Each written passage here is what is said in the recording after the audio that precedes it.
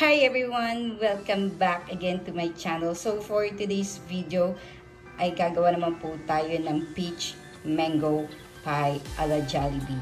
Iyon, so yun po isa sa mga paborito naming binibili sa Jollibee.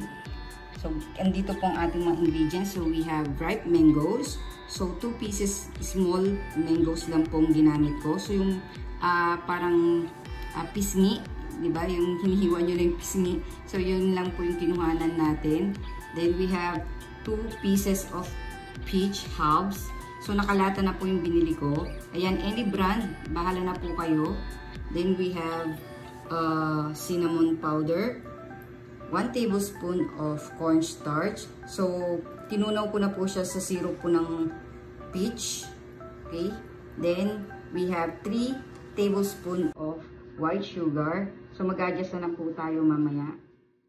Then, puff pastry. So, nabibili na po ito sa grocery. Kung you can make it your own puff pastry, much better. Pero kung wala po, bumili na lang po kayo ng puff pastry sa mga groceries. Then, yung vegetable oil, ang gagamitin natin na pang fry. Okay? So, madali lang naman po ito. Unang natin gagawin ay lulutuin po muna natin ang mga sangkap na ito. So, para tayong gagawa ng peach mango jam. Yan. Pero, hindi naman durog na durog. Ayun. So, let's start.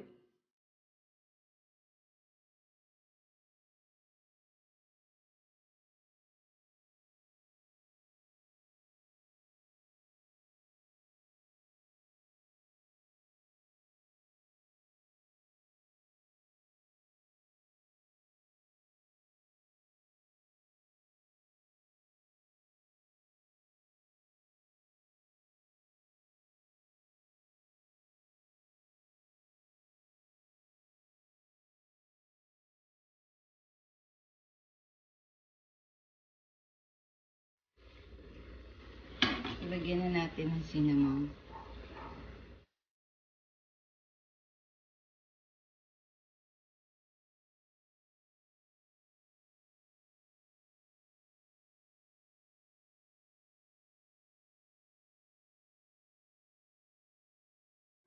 So, ito na guys ang ating filling. So, peach mango filling.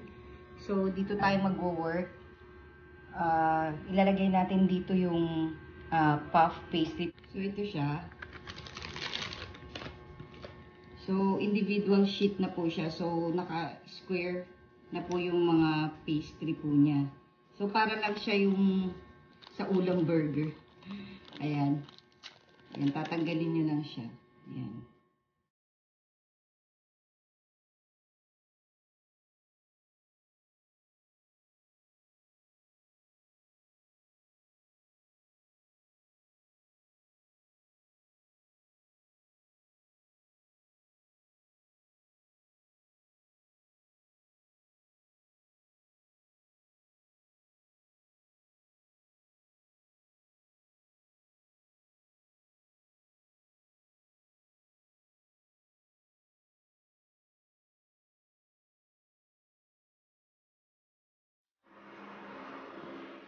Okay guys, so hindi ko na po siya tinanggal sa plastic kasi mabilis pong lumambot po yung puff pastry.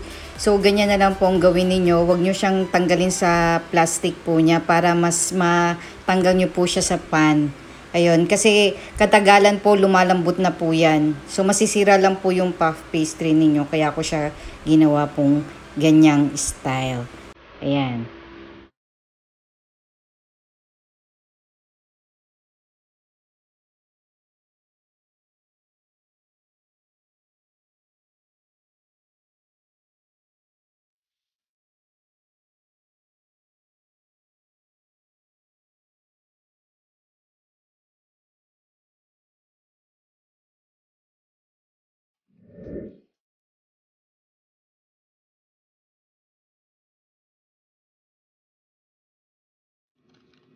So, pag nakikita nyo siya guys na medyo lumalabas, i-push nyo lang po siya pababa. Ayan. Isuksok nyo lang tapos saka nyo uli i-seal. So, ganun lang ang style. Okay.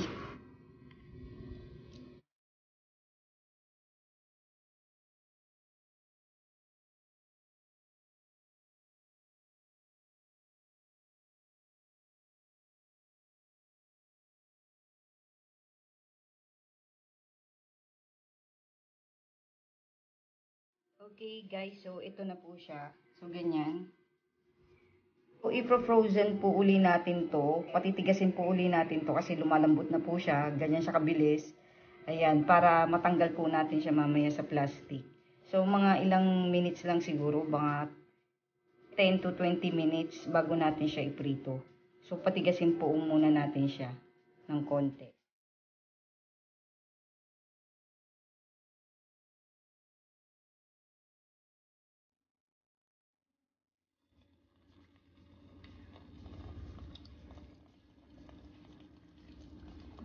Yan, so isa-isa lang.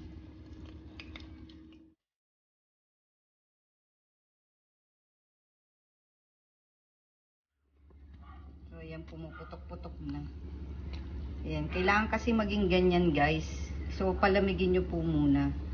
Para ma-shock yung pastry. Ayan, magputok-putok siya.